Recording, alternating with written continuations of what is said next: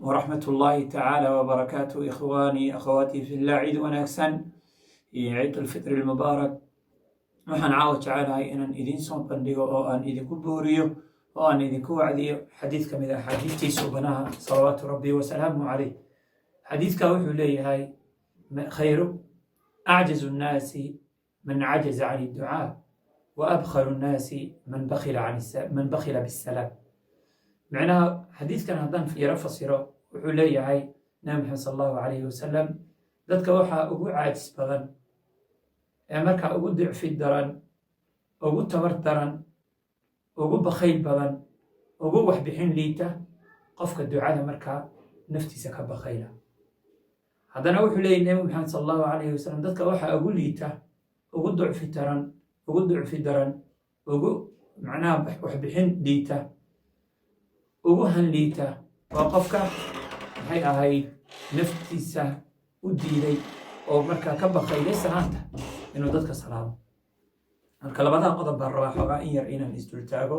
qodobka ugu horeeya waxay tahay, wuxuu xadiidkan nagu boorinayaa, xadiidkan laba faa'iidaan ka helaynaa. faa'iidada koowaad waxay tahay, xadiidkan wuxuu nagu boorinayaa inaan ilaahay subxaanahu watacaala barino,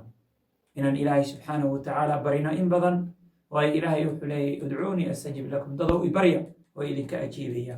qofka baahidaada maxay ahayd dabooli kara, noloshaada hagaajin kara, intaba waa ilaahay subxaanahu watacaala. ilaahay markaa cidda markaa adiga noloshaada daberi karta, noloshaada markaa hagaajin karta, baahiyahaago dhan dabooli karta, ciddaasi waa ilaahay subxaanahu watacaala.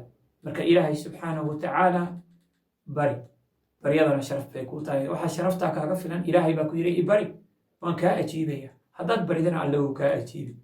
midda labaad waxay tahay, ilaahay subxaanahu watacaala wuxuu nagu boorinaya, ilaahay iyo nebigiisaba waxay nagu boorinayaan in aan ilaahay wuxuu leeyahay salaama dadka. marka waxaa dadka ugu bakhaylsan, ugu waxbixin liita qofka markaa dadka salaami waaya. waayo salaanta laba faa'iide leeda. mar allaala markaad tirahdo assalaamu calaykum waraxmat ullaahi wabarakaatu, 30 ajir baad helaysaa haddaad salaanta dhammaystirto. haddaad salaanta gaabisana oo assalaamu calaykum tirahdana 10 ajir baad helaysaa.